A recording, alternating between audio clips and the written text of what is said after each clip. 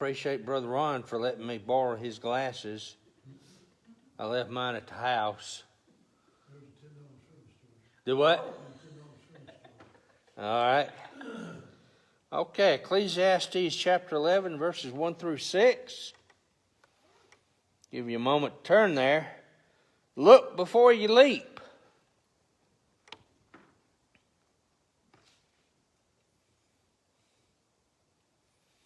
Verse 1, cast your bread upon the waters, for you'll find it after many days, given a serving to 7, and also to 8.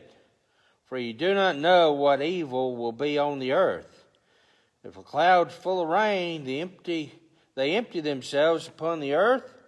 If a tree falls to the south or to the north, in the place where the tree falls, there it will be. He who observes the wind will not sow. He who regards the clouds will not reap. As you do not know what is the way of the wind, or how the bones grow in the womb of her who is with child, so you do not know the works of God who makes everything. In the morning, sow your seed. In the evening, do not withhold your hand. For you do not know which will prosper, either this or that, or whatever, or whether both alike will be good. So look before you leap. I have probably, as you have, occasionally watched these cliff divers, where they get up high on these cliffs and they'll dive, down in the water. Probably all of you have heard of somebody, or at least heard of individuals who decided to do that someplace they didn't know very well, and ended up having a major injury or even death because there's rocks down there and they hit that. And so we need to pay attention before we decide to kind of leap into something. In fact, here are some common thoughts for the seniors that we hear today. First one is, take it easy. Take it easy. We hear that, just don't kind of overdo yourself. Just take it easy, kind of sit back. Ron's about to enjoy the rocker, and he's probably going to find out, like I've heard so many individuals that have retired, they'll say, I don't know how I got everything done when I was working. So I'm sure Joyce will give him plenty to do. But so anyway, one of the common thoughts of the day is just take it easy. So second one is be careful. Now we do need to be careful, but I think this is more talking about, being careful, probably overdoing the carefulness part. And so don't overdo, just be careful. Don't go and do anything rash, and just be careful. Thirdly, hold on to what you have.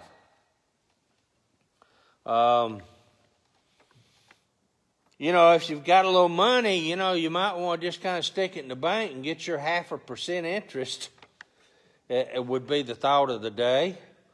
And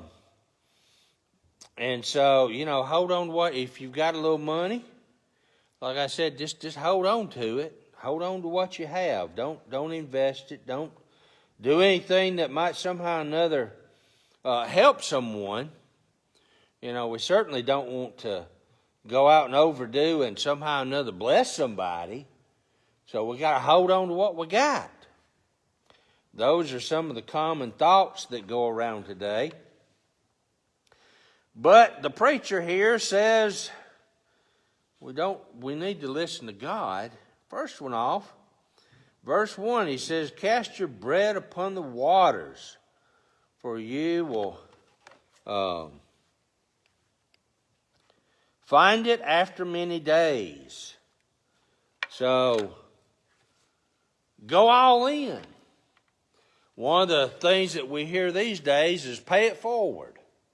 Well, even before all that started, that's basically what the preacher has to say tonight, in that we need to pay it forward. We need to not just kind of hold on to things, but we need to help individuals. We need to do things that will help them and invest in them. And basically saying if we do, then God is going to reward us because we have helped individuals and we have invested in individuals. And certainly we need to do that. We need to go all in. And don't just kind of hoard what you have. He says, be generous, invest in others. And so we need to be generous. Need to invest in others. In this room tonight, we have so much wisdom, so much knowledge. And there's individuals out there, now they may not necessarily want it, but maybe we have to encourage them. But there's individuals, especially young individuals, who really need that wisdom and that instruction.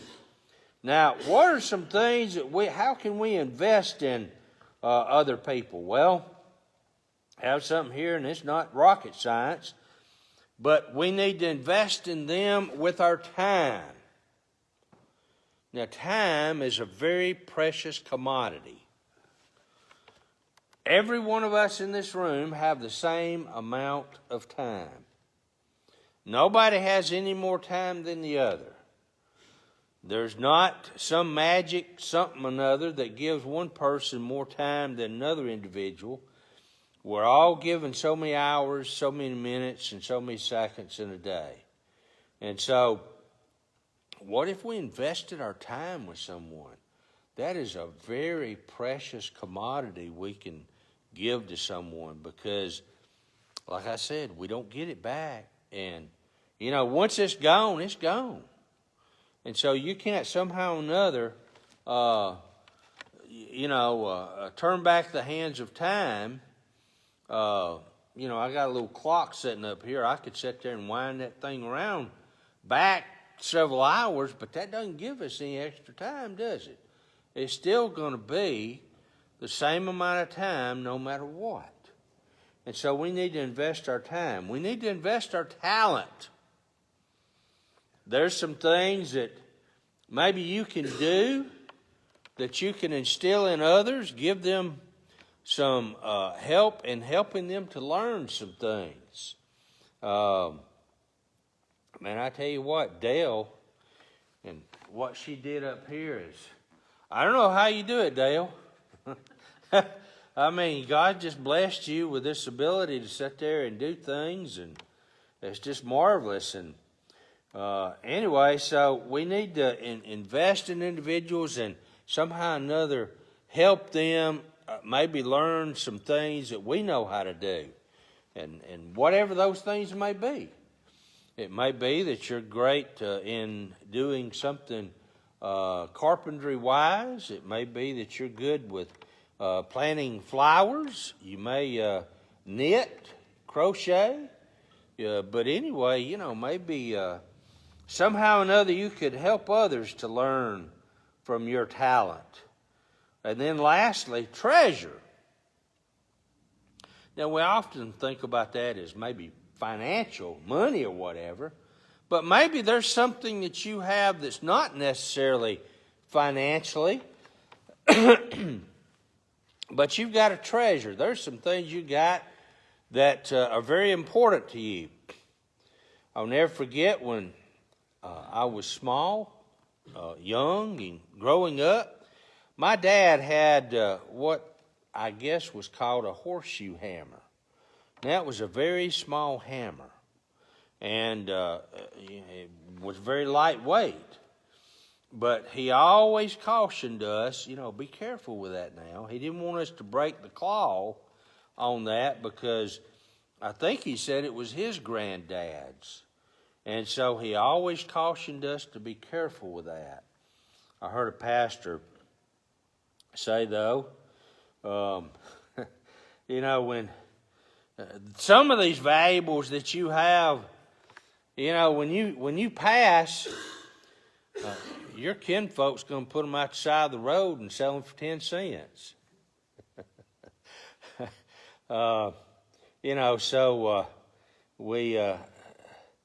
We just, never know what happened. When my dad died, we had to do a lot of that because, he had so much stuff, and we had to give stuff away and sell stuff and everything. And so, but maybe you can invest in others and, give them, invest in them, maybe some treasures that you have. My mom gave me a couple of knives that she had from her dad, and it meant a lot to her, and so I have that knife at the house. It was her dad's knife, and for her it was very important because her dad died when she was like 5 years old, and so she really didn't get to know him very well. And so be generous, invest in others. And then thirdly, he tells us in verse 3 and 4, let me read that to you. He says, if the clouds are full of rain, they empty themselves upon the earth. If a tree falls to the south or to the north, the place where the tree falls, there it shall be. He who observes the wind will not sow, and he who regards the clouds will not reap. And so basically, we don't need to hit neutral. I don't know if you've ever done that in your car. You get ready to go somewhere and you've actually got neutral and put your foot on the gas and it goes, and you're still sitting there. Well, that's kind of the way he's saying, don't kind of hit neutral. Don't hit pause. You need to understand that we need to get involved in life. He tells us in this verse that, if the clouds are full of rain, maybe some people might think, well, I can't do nothing because it looks like it's going to rain. Well, all of us have experienced those moments when you hear the thunder rumble and you see the cloud and you're like, yep, we're about to get some rain. And next thing, it's like, where'd the rain go? Because it just went around you. And so you can't always judge, if it's going to rain necessarily by seeing clouds. And so you can't necessarily just say, well, we can't do nothing because, it just don't look like, it's right to do that. And so we don't need to hit neutral or coast. We need to get involved in life. So just because, I've not found in here, now maybe somebody can show me, where there's a retirement plan in the Bible. Hadn't found it, Ron? It's just not one in there. You find Moses 120 years old, and going strong. And you find other individuals, going strong after many years. And so Abraham, he became a father very late in life. And Sarah, as I mentioned this morning. And so he doesn't give us, I tell you, God doesn't say, well, you've hit about 80. Let's just kind of, all right, it's all right now. You can, no. It just doesn't say that we get the right to just kind of stop. Two words that don't go together. Two words that just do not go together. In verses 5 and 6, let's read that. It tells us, as you do not know what is the way of the wind or how the bones grow in the womb of her who is with child, so you do not know the works of God who makes everything. In the morning sow your seed, and in the evening do not withhold your hand. For you do not know which will prosper, either this or that, or whether both alike will be good. So he says, doubt and faith. Those two words don't go together. And so we can't somehow or another say, well, I have faith in God, and I believe You know, on Wednesdays, we're going through the Experiencing God. And it's just been so amazing because up here, we believe it. But when it comes to put in practice, that's a whole nother issue. Because, I believe, I believe God did what he did in the Old Testament. And I believe, he healed so-and-so. And, I believe God did this right here. And we believe all that. But when it comes down to God saying, okay, now I've got tasks for you. Uh-oh. Then we start, boy, and so we try to somehow or another find a way to get around it because, I just don't know, it's as we've talked about some of the stuff that Henry Blackaby went through, some of the stuff that he sat there and believed God for.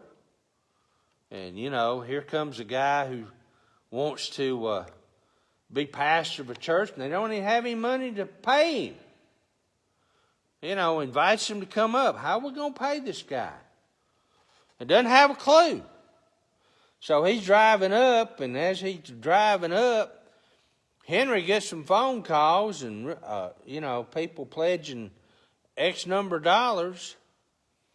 And says, well, how much did it cost you? And so he tells them, says, okay, and he had the money. Because God said he'd provide.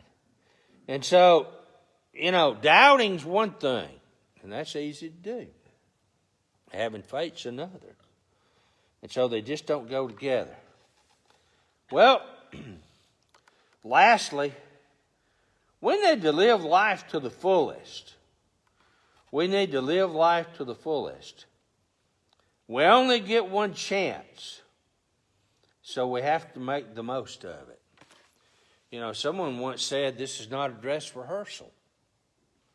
We don't get, this ain't a, okay, well, that's good, okay, we'll pick this up tomorrow, you can try again. No. Dale had the choir come, and they went through the, cantata several times, and they got to practice and everything. But this morning, they had to go through the real thing. And so the same thing is true for you and I. We get one shot at it.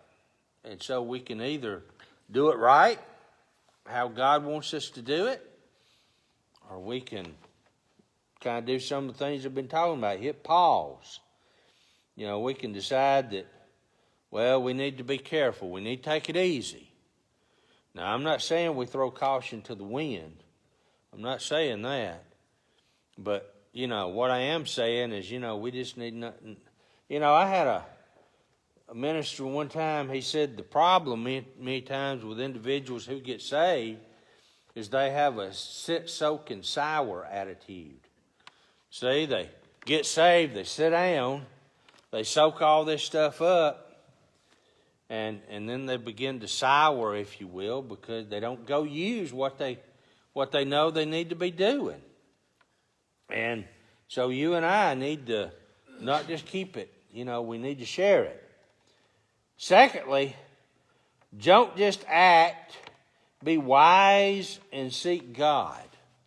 As I was saying a moment ago, we don't need to obviously just kind of bolt and do something. Henry Blackaby said, many times we, don't just stand there, do something. He says, no. What God's saying is, don't just do something, pray. We need to pray and seek God and ask God to give us directions and insight. So be wise and seek God. As we've talked about on Wednesday nights, we need to not just kind of come up with an idea here. Hey, here's a good idea I think we can do. But what's God saying? Where's God working? What's God want us to do? Those are questions we have to ask. And so don't just act, be wise, and seek God. Then lastly, the enemy attacks in times of inactivity.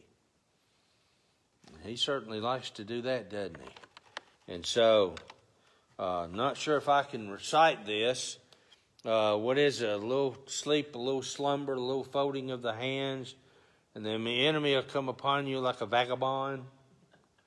And so he is. We just kind of sit there and hit pause and everything. The enemy's going to come upon you. He tells us here in verse 6, in the morning sow your seed. In the evening do not withhold your hand. For you do not know which will prosper, either this or that, or whether both alike will be good.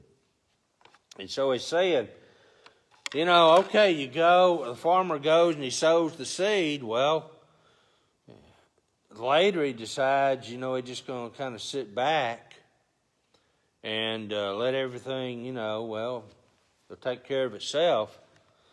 I don't know a lot about gardening, but I do know that if you plant, you got to go through the rows and get the weeds out.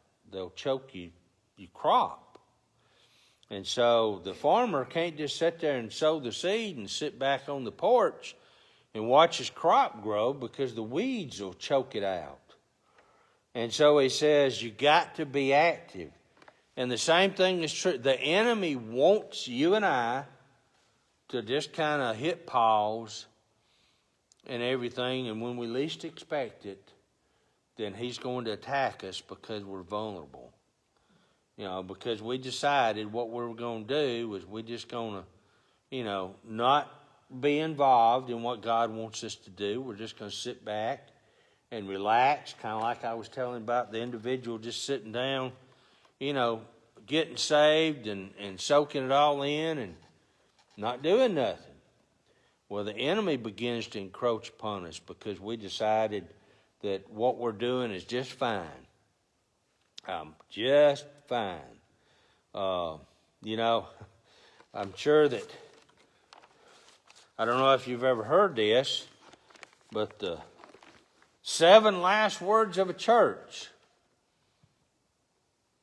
never done it that way before. Never done it that way before. And then, you know the difference between a rut and a grave, don't you? Well, a rut is a grave with both ends kicked out. And so we've got to be careful not to sit there and get in a rut. We've got to be careful not to just allow the enemy to encroach upon us because we decided we're going to, sit back, fold our hands, and before you know it, the enemy has got us right where he wants. I can't tell you how many churches are suffering today because everything, we're comfortable. We're okay. And because we're okay, the enemy will convince you that it's all right. So, don't allow the enemy to fool you. Got to look and see what God wants us to do.